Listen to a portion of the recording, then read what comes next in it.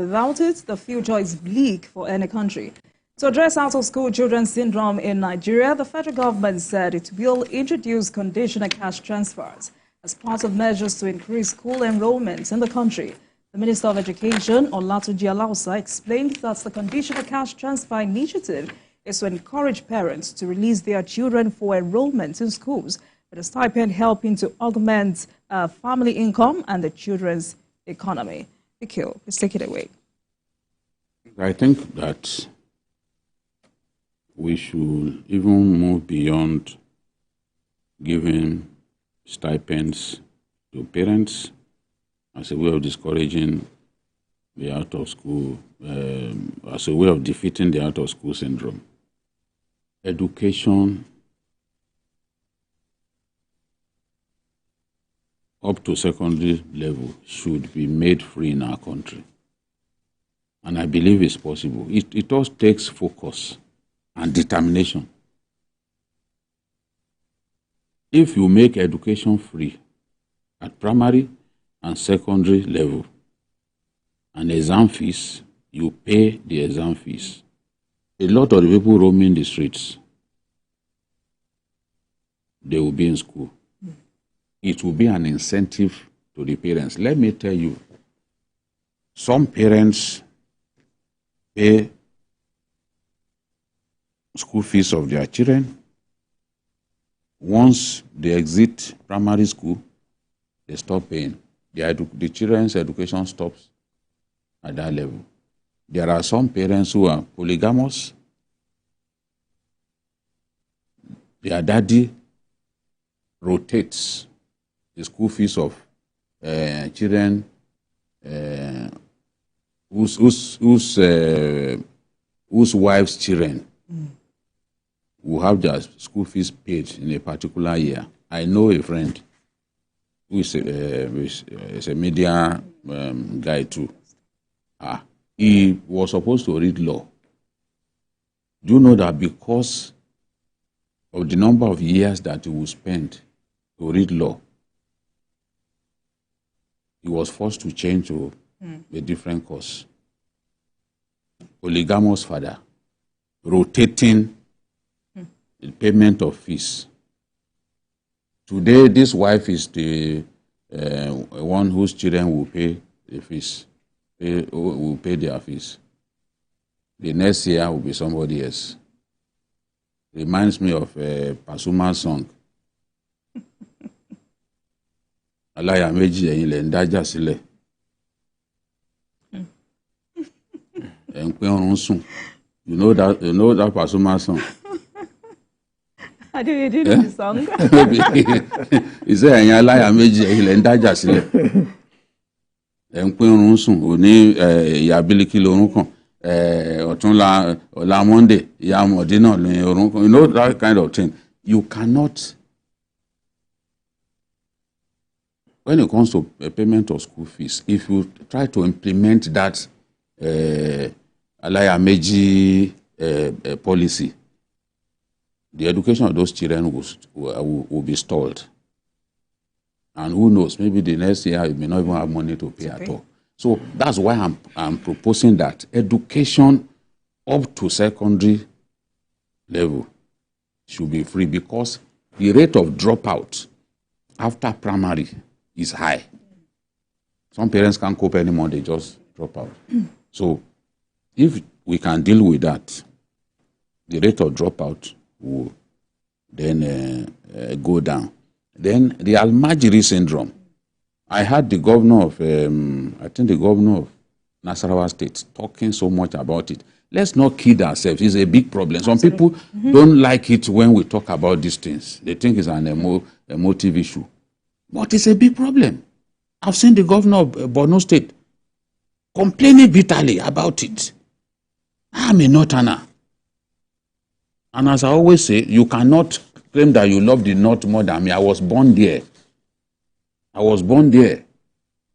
I did my entire education in Northern Nigeria. I did my youth service in Northern Nigeria. I started work in Northern Nigeria. You can't tell me anything. And I go to the North. I know the North than many Northerners. There is not one state in northern Nigeria that I have not visited at least 3 or 4 times. So I know what the problems are. The bulk of these children roaming the streets, there is a need to do something about it. How can Nigeria be so inferior in population to India? India is the most populous country in the world now with a population of 4 billion. And we will now have out-of-school children higher than that of India. I mean, it's not plausible to even think about it. It makes no sense. A lot of these people, they can pay school fees, but they can't pay exam fees. Once they can't pay your exam fees, have you not dropped out of school? You drop out. And some of these governors, they can't even pay exam fees. They prefer to live a life of luxury rather than pay. So there's a lot. This is a good suggestion, but I think that government can take it further. Make it free, make education free up to secondary level. It happened in this country. Olo implemented free education. Some of the people taking decisions in Nigeria today, if not for Awolowo's free education, they wouldn't have gone to school.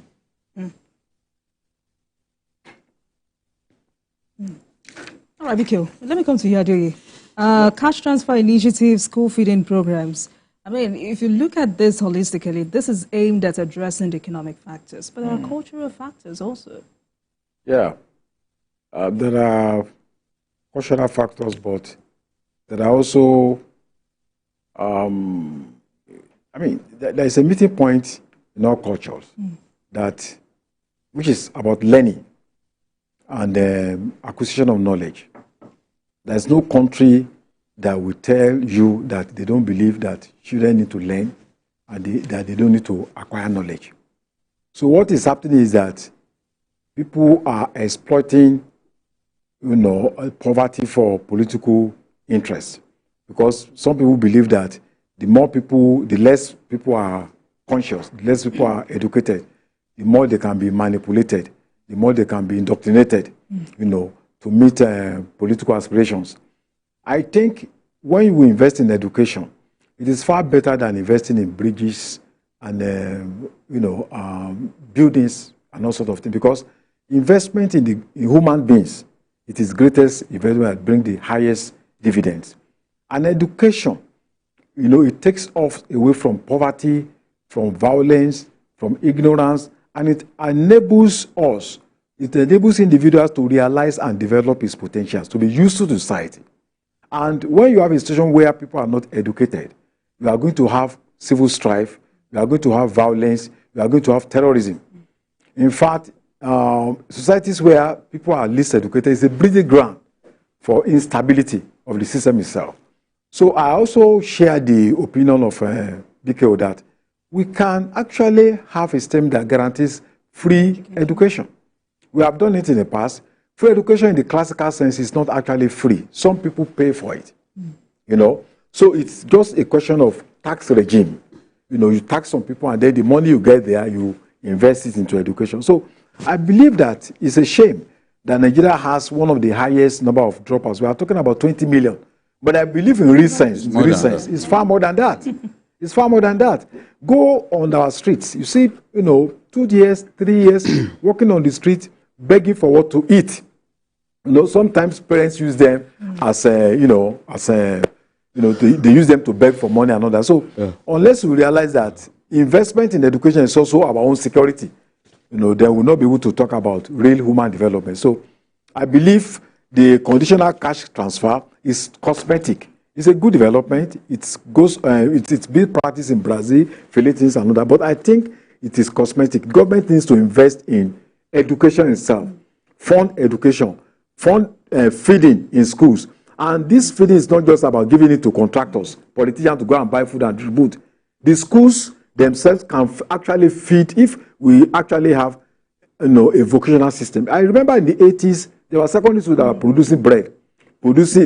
Students had farmlands, they produce rice, granite, this and all that. So we can go back to that system where, just like what's happening in Enugu State, where students are being made to go into farm and produce produce that they will eat. So we can Do that instead of just talking about cultural transfer. We need to fund our infrastructures. If you go to public schools today, sometimes you think that it's meant for pigs. So it's I also believe part that, of what the ministers are saying. yeah, so we need to infrastructure issue. Go to universities, you see public universities, you see 8 people in one room cooking for themselves. Whereas in the 80s, you have a cafeteria system where with 50 kobo, you can feed yourself. Good food with chicken. One full chicken is for 3 students. If the current leaders enjoy that, why can't our children also have that same benefit? All right, BK, we need to go on a break. But quickly before we do that, the federal government is saying for now, it's about cash transfer initiatives, school feeding programs. These initiatives are not new. And I mean, we've said it today, the implementation is always a challenge. How must it be done differently now?